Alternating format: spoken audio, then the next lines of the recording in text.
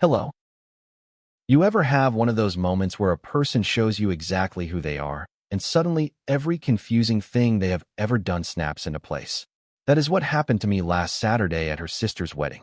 My wife, I will call her Rachel, somehow caught the bouquet. The whole reception cheered, which felt pretty ironic compared to everything that followed. Rachel lifted those white roses over her head like she had just won a championship. "Maybe I will save this for my second marriage," she shouted across the room. The crowd burst out laughing. Her mother nearly doubled over. Even the bride cracked up like it was the funniest thing she had ever heard. But Rachel was only warming up. A few minutes later, one of her aunts came over and asked how we were doing as a couple. Rachel grinned and said, loud enough for half the room to hear, "Oh, this marriage does not count. I am just practicing for the real thing." More laughter. More nodding. More people acting like my 3-year marriage was nothing but a dress rehearsal for her next real husband. I sat there with a beer in my hand, watching my wife turn our relationship into her personal comedy material. Funny thing is, nobody stopped to wonder how I felt being the man she called her practice run. Everyone just kept laughing along like she had delivered a world-class joke. Her cousin leaned in and said, "You are hilarious, Rachel." Poor guy has no clue what he got himself into. More snickering. Rachel soaked it in like applause at a comedy club. I did not argue. I did not flinch. I just watched her. The big smiles, the dramatic gestures, the way she tossed her head back whenever the crowd reacted, as if public humiliation was her hobby. And that was when it clicked. All those little digs she had made over the years suddenly made sense. The jokes at dinner parties. The eye rolls whenever I mentioned our anniversary. The way she always introduced me to her friends with this half-sarcastic tone. She did not see me as her husband.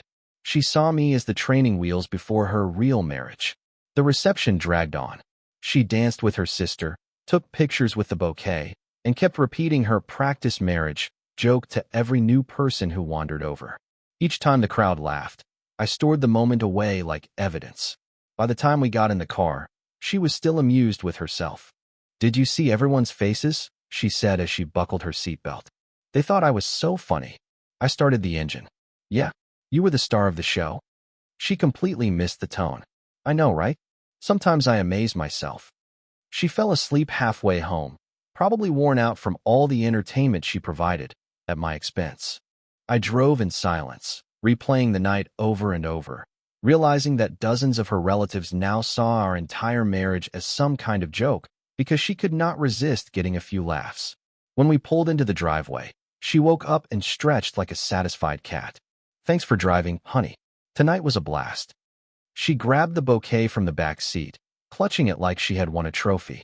I watched her walk to the front door, bouquet in hand, probably already planning the next routine about her practice husband. Right then, I made my decision. She wanted to pretend our marriage was practice? Fine. But practice time was about to end. The house was quiet as we got ready for bed. Rachel hung up her dress, placed the bouquet in a vase by her nightstand, and hummed to herself like everything was normal. "That was such a gorgeous wedding," she said while brushing her teeth.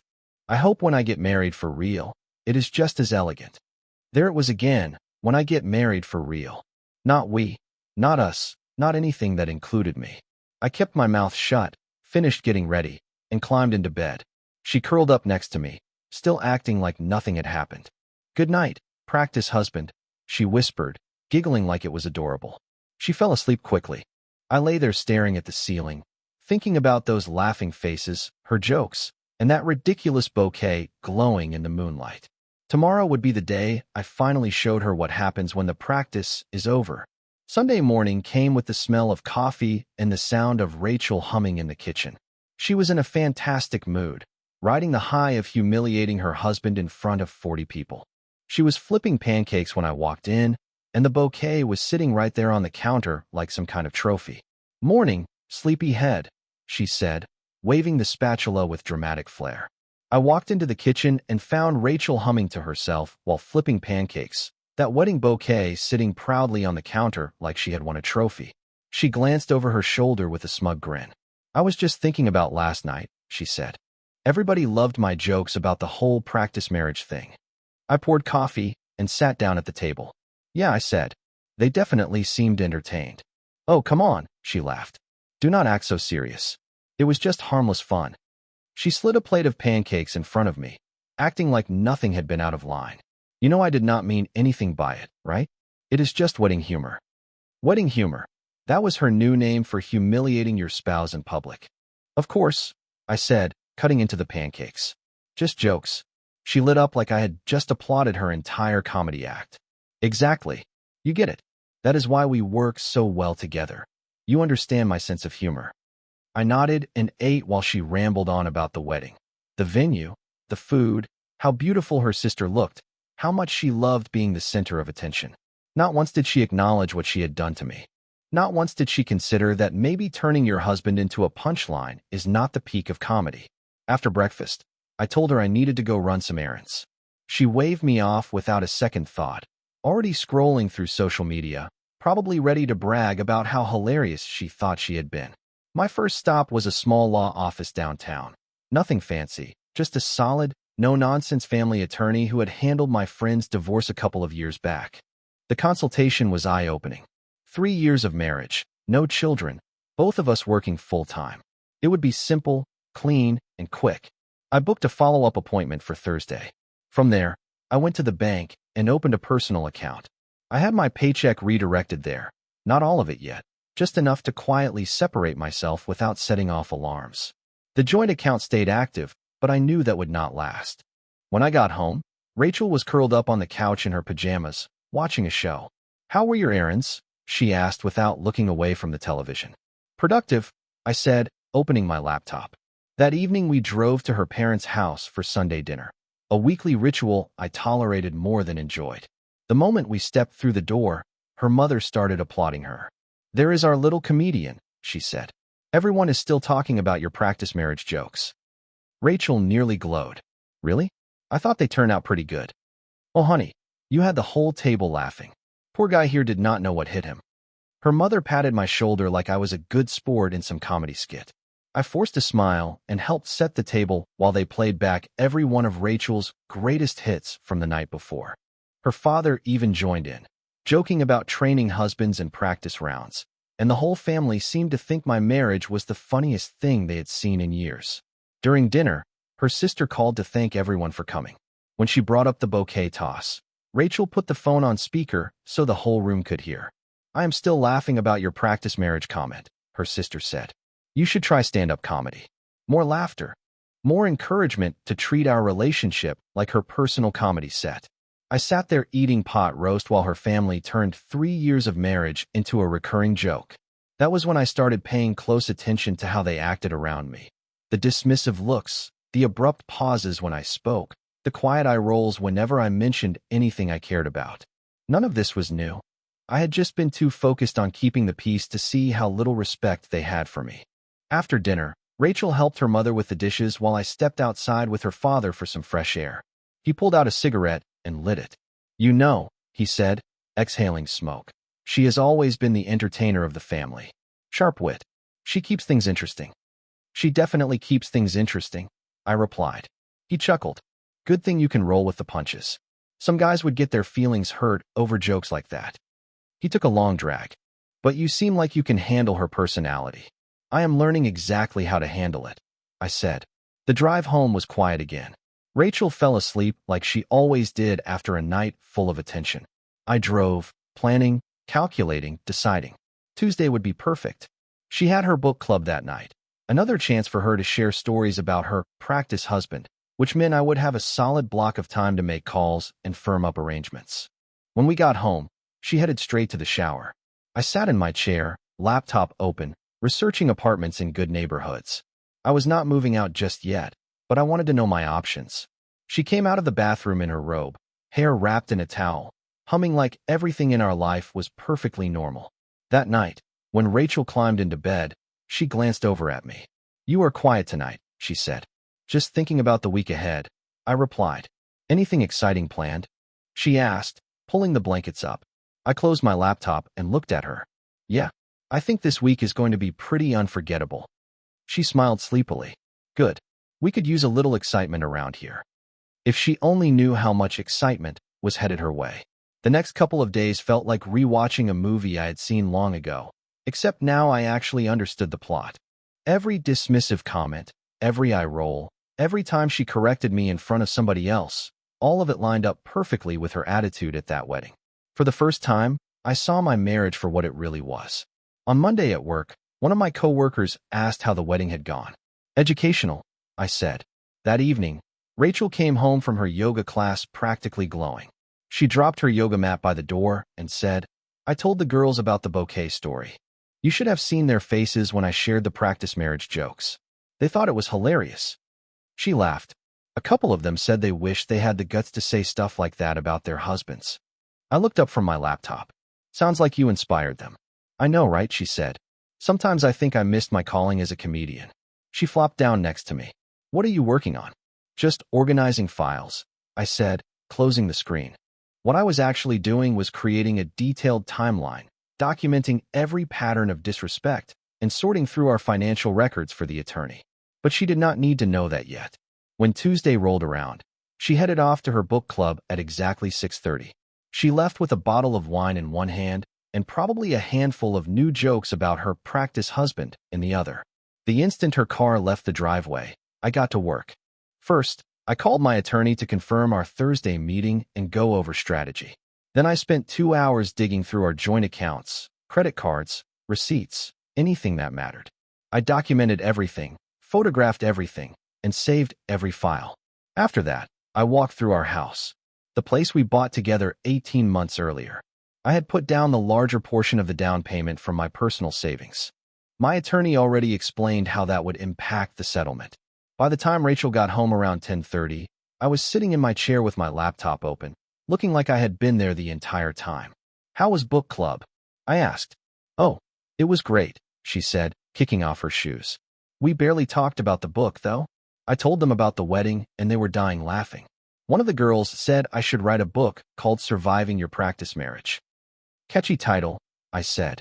"I thought so too," she said. "Maybe I should write something. If I can make people laugh about marriage, imagine what I could do with dating stories." She continued rambling about her imaginary writing career while I nodded. What stood out to me was not just her ignoring how I felt. It was the way she lit up at the attention. Approval from strangers meant more to her than any respect for her husband. Wednesday brought a whole new insight. She was in the living room talking to her old college roommate on the phone. I was in the kitchen making pasta, and her voice carried across the entire house. "No, seriously," she said. "He just sits there and takes it." I made all these jokes about practicing for my real marriage, and he did not say a word, just smiled like a good little practice husband. I stood there stirring the pot, listening to her describe our marriage to someone who had never even met me. "I mean, he is nice enough," she continued. "Pays his share of the bills, does not make a mess, really low maintenance. But there is no spark, no excitement. It is like being married to a reliable piece of furniture." Reliable furniture. That was how she saw me. "Sometimes I wonder what would happen if I pushed him harder," she said, "just to see if he would actually react. But honestly, I do not think he has it in him. He is too passive." The pasta finished cooking. I drained it and started plating dinner while she went on describing me as if I were a dull appliance she regretted buying. "Well, who knows," she said. "Maybe the right guy will come along someday and show me what a real marriage is supposed to feel like. Until then, I guess I am stuck with my practice round."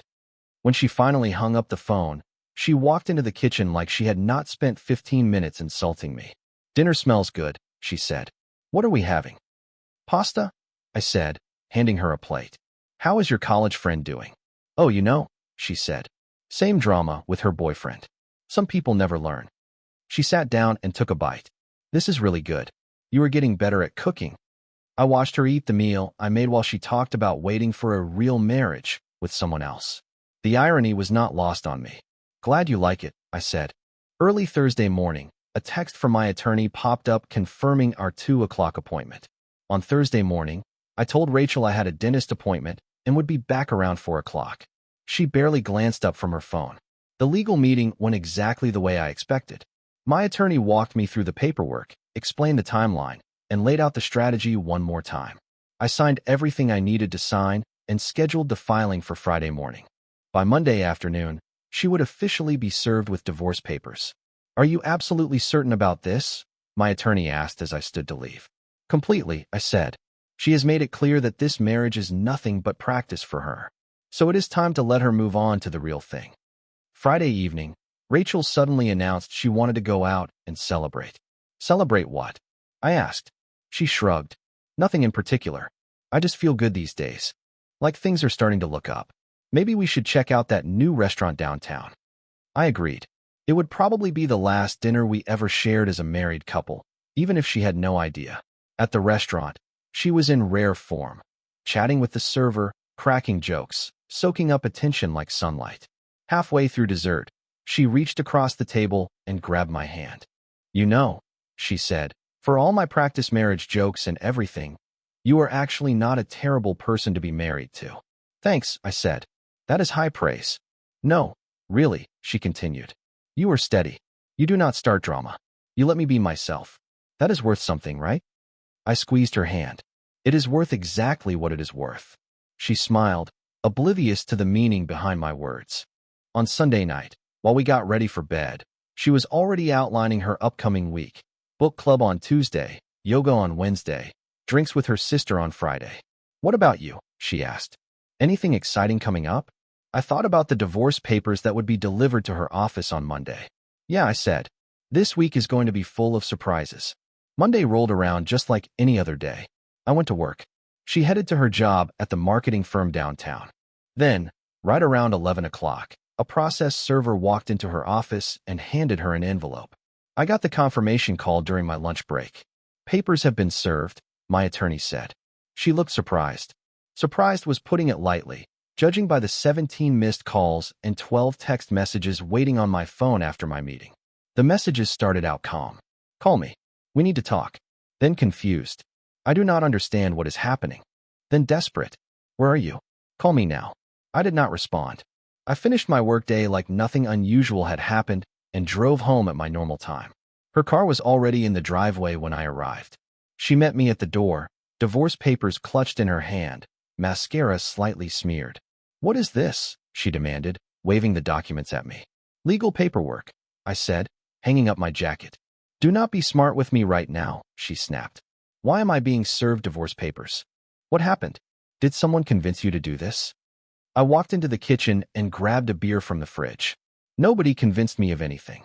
I made the decision myself. But why? She said, her voice cracking. We are fine. We are happy.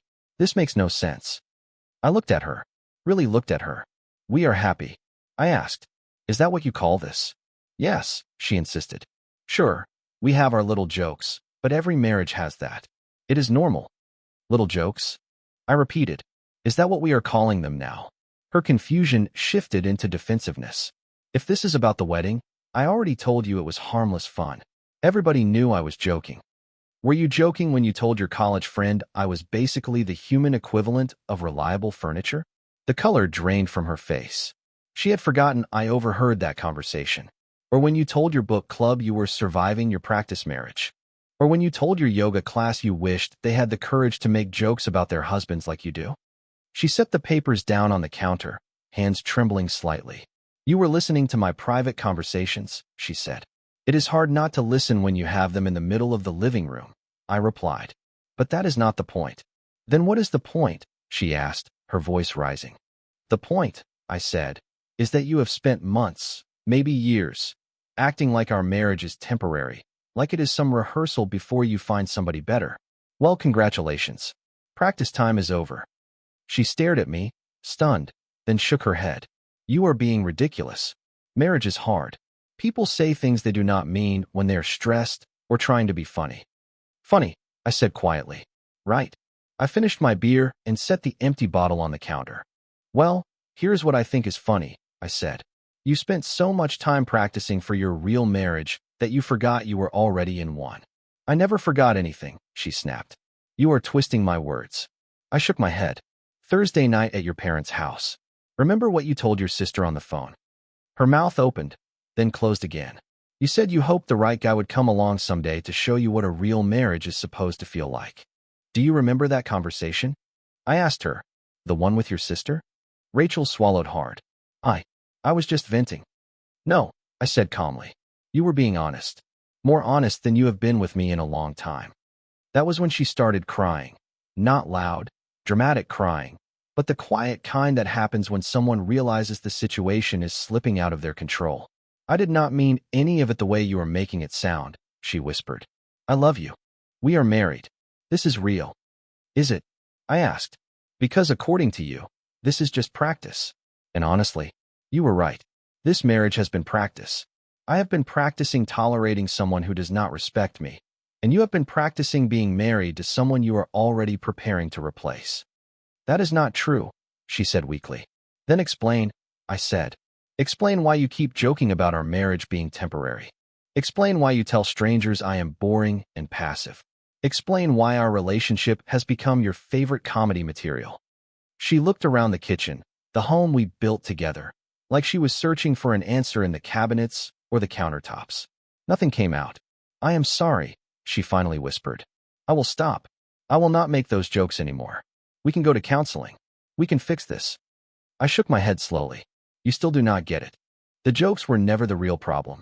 They were just the symptom. The problem is that somewhere along the way, you decided I was not worth respecting. That is not true, she insisted. Then why? I asked. Do you light up whenever people laugh at me? Why does making fun of your own husband excite you more than actually being married to me? She wiped her eyes. I do not know. I guess. I got caught up in making people laugh. People think I am funny when I say those things. And that mattered more to you than your marriage, I said. More than treating me with basic respect. She knew it was not a question. What do you want from me? She pleaded. How do I fix this? You cannot, I said. You wanted practice. You wanted a warm-up round before your real marriage. Well, practice time is over. Now you get to go find the man who actually counts. She lifted the divorce papers again, scanning them like there might be a magical escape clause hidden somewhere. The house, she began, will be sold, I said. Everything will be divided according to the law. My attorney has the details. Your attorney? She said, startled. How long have you been planning this? Since Saturday night, I said. At the wedding.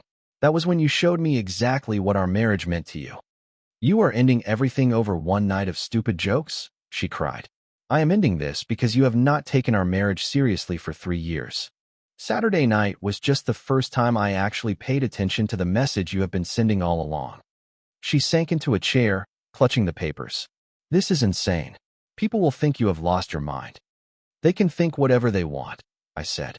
You already gave them plenty to talk about. What is that supposed to mean? She snapped. I grabbed another beer from the fridge.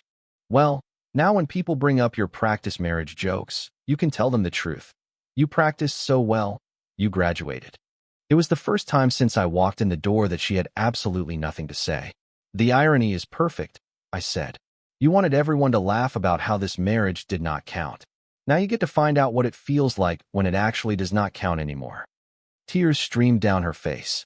I never wanted this. No, I said. You wanted the comfort of being married while still treating it like a game. But you cannot have both. So now you have neither. The next morning, the phone calls started early. Her mother at 7. Her sister 15 minutes later. Her father right after that. I let every single call go to voicemail while I got ready for work, just like any other Tuesday. Rachel had barely slept. I could hear her pacing through the house half the night, making calls, trying to figure out how to spin things in her favor. When I came downstairs for coffee, she was already dressed, waiting for me in the kitchen. I talked to my mother, she said firmly. She thinks you are having some kind of breakdown or midlife crisis. I took a sip of coffee. What did you tell her? I told her the truth, she said. That you were filing for divorce because of some jokes I made at the wedding. I raised an eyebrow. Is that really the truth? Her cheeks flushed. It is what happened. No, I said. What happened is that you spent 3 years treating our marriage like a temporary agreement, and I finally made it official. My family wants to speak with you, she said. They think this is all a misunderstanding. Your family, I said, grabbing my keys, spent Sunday dinner laughing about what a joke our marriage is. Now they are upset because I agreed with them. That is not fair, she snapped. Life is not fair, I said. You taught me that. Then I walked out the door, leaving her standing in the kitchen, still trying to figure out her next move. Do you remember that phone call? I asked her. The one where you told your sister you were waiting for the right guy to show you what a real marriage should feel like. She swallowed hard. I was just venting. No, I said quietly. You were being honest. Maybe more honest than you have been with me in years. That was when the tears started again. Not dramatic, attention-seeking tears, just quiet, shaky ones, the kind people cry when they realize the situation is no longer in their control. I did not mean any of it the way you are making it sound, she whispered. I love you. We are married. This is real. Is it? I asked. Because according to you, this is only practice. And you know what? You were right. That is exactly what this marriage has been. Me practicing how to live with someone who does not respect me, and you practicing for the man you hope comes next. That is not true, she insisted. Then explain it, I said. Explain why you keep making jokes about our marriage being temporary. Explain why you tell strangers I am boring and passive. Explain why you turn our relationship into entertainment for everyone you know. She said nothing. She just stood there in the middle of our kitchen, surrounded by the life we had built, and could not produce a single explanation that made sense. I am sorry, she finally whispered. I will stop. I will not make those jokes anymore. We can go to counseling. We can fix this. You still are not hearing me, I said. The wedding jokes were not the problem. They were the symptom. The real problem is that somewhere along the way, you decided I was not worthy of respect as your husband. That is not true. Then tell me something, I said. Why do you get so excited when people laugh at me? Why does making me the punchline give you more joy than the actual marriage does? She wiped her face with the back of her hand. I do not know. I guess. I like being entertaining. People laugh when I say those things. And I like the attention. So you traded our entire marriage for applause, I said. I did not think of it that way. What did you think was going to happen when you told 40 people at a wedding that our marriage was just practice? I asked. I thought they would laugh and move on. I did not think it would turn into all this. I cut into the salmon, perfectly cooked, just like always. You know what the sad part is? I said. You are good at all the surface stuff. You cook well. You manage the house. You are responsible with the bills. On paper, you could easily be a great wife. I am a great wife, she protested. No, I said. You are a great roommate who I happen to be legally married to. There is a difference. She set her fork down. What do you want me to say? What do you want me to do? I want you to understand that this is not about wedding jokes, I said. This is about years of disrespect. Years of treating me like a placeholder. I respect you. You call me a reliable piece of furniture to your college friend. Her face burned red. I was having a bad day. You told your book club you were surviving your practice marriage. I was trying to fit in. You told your yoga class you wished they had the nerve to joke about their husbands like you do. I was just making conversation. I put my fork down and looked her dead in the eye. Do you see what you are doing? I asked. Every single thing I bring up, you have an excuse. You are not apologizing because what you said was wrong. You are apologizing because I heard it. That is not true. Then tell me why. I said. Why have you never once said what you said was wrong? Not once. All you say is that you did not mean it, or you were having a bad day, or you were trying to fit in. She opened her mouth, then closed it again. You know what I finally realized? I said, you do not think you did anything wrong at all. You think I am overreacting to harmless comments, which means as soon as I let this go, it will happen again. She shook her head. No, it will not. Yes, I said, it will. Because you do not see disrespecting your husband as a problem. You see a divorce as the problem. A fresh wave of tears started. I can change. I can be better. You can be better for the next man, I said. The one you keep saying counts. Do not say that, she begged. Why not? I asked. You said it first. She pushed her plate away. I never said you do not count. You said this marriage does not count, I said. I am half of this marriage. Do the math. On Thursday evening, reinforcements arrived. Her sister showed up around 6 o'clock, carrying coffee, tissues, and a carefully rehearsed look of concern. He will not talk to any of us. I heard her tell Rachel through the kitchen window. I do not know what else to do. I have tried everything, Rachel said. He has completely shut down. I walked through the front door as if nothing unusual was happening. Oh, hi, her sister said, putting on a cheerful voice. I was just stopping by to check on you too. That is nice of you, I said, taking off my jacket. We are all really worried about you, she said. This divorce, it just feels so sudden. I grabbed a beer from the fridge and leaned against the counter. What exactly feels sudden? I asked. The divorce, she said. You two seemed totally fine at the wedding. Did we? I asked. Or were you too busy laughing at jokes about my practice marriage to notice anything else? Her smile faltered. Those were just silly wedding jokes. Are they? I said. Do most wives stand in front of their entire family and announce that their marriage does not count? She did not mean it like that, her sister said. How did she mean it? I asked. Her sister looked to Rachel for help. Tell him you did not mean it like that, she urged. I have been telling him that for 3 days, Rachel said. He will not listen. Because you are lying, I said calmly. You meant every word. You just did not expect consequences. Her sister tried a new angle. Look, marriage is hard work. Her sister sat there across from me, saying, everyone says things they do not mean sometimes. I do not, I told her plainly. I do not say things I do not mean about my marriage. When I took my wedding vows, I meant them. When I call Rachel my wife, I mean it. When I tell people we are married, I mean it. I took a sip of my beer. The problem, I continued, is that she does not.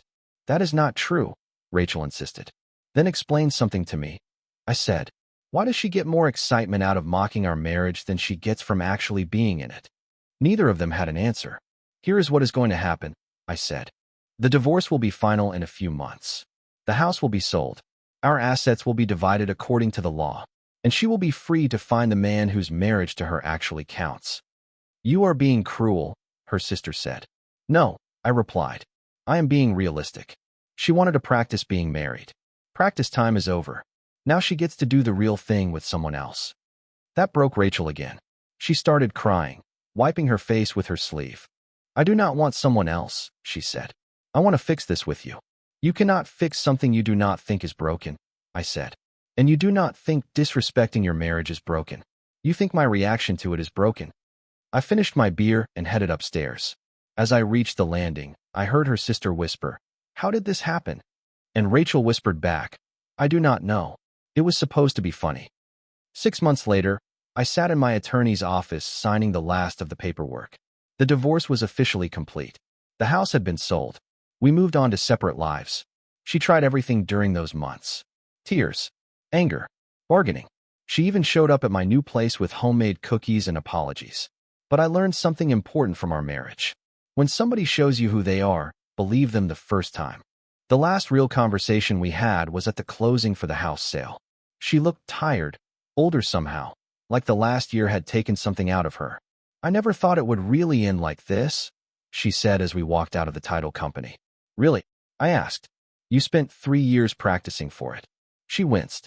Even after 6 months, she still could not handle the truth being reflected back at her. I hope you are happy, she said, not as a sincere wish, but as a jab. I am, I said. Turns out being with someone who respects me is pretty nice. Her head snapped up. Someone? You are already dating? I am doing whatever I want now, I said. That is the beauty of not being someone's practice round anymore. She stood there in the parking lot, finally understanding that her actions had consequences. While she had been cracking jokes about her real marriage someday, I had been quietly preparing the exit she seemed to expect. For what it is worth, she said softly, I really am sorry. I know, I replied. You are sorry you lost your reliable piece of furniture. You are sorry your practice marriage ended before you found your upgrade. But you are not sorry for treating me like I did not matter, because you still do not think that part was wrong. She did not argue. She could not. We both knew I was right. 3 months later, I ran into her sister at the grocery store. The conversation was awkward, but enlightening. She is having a hard time, her sister said. Dating is not going well. That is unfortunate, I said. She keeps comparing everyone to you, her sister added. She never realized how good she had it. I loaded groceries into my cart and laughed under my breath. She had exactly what she said she wanted, I said. A practice marriage. Now she gets to use what she learned. Do you miss her at all? Her sister asked. I thought about it. Did I miss the woman who cooked amazing dinners while telling her friends I was furniture? Who kept a spotless home while telling strangers our marriage was temporary? Who slept beside me while daydreaming about her real husband? I miss who I thought she was, I said finally. But that person never actually existed. A year later, I was genuinely happy. New job, new home, and a whole new understanding of what a real relationship should look like. I finally understood the difference between someone who is with you and someone who is settling for you. Through mutual friends, I heard she got engaged to a man she met online, only 6 months after they started dating. Turns out when she finally found somebody she actually wanted, she did not need years of practice. The announcement made me laugh, not out of bitterness, but because it proved everything I had said from the start. She practiced with me for the marriage she wanted with someone else. Good for her. And good for me, for refusing to be somebody's backup plan. The bouquet she caught at her sister's wedding probably ended up in the trash, but the lesson it taught me was priceless. When someone tells you who they are and what you mean to them, pay attention. She told me I was practice, so I let her graduate. Best decision I ever made. Bye.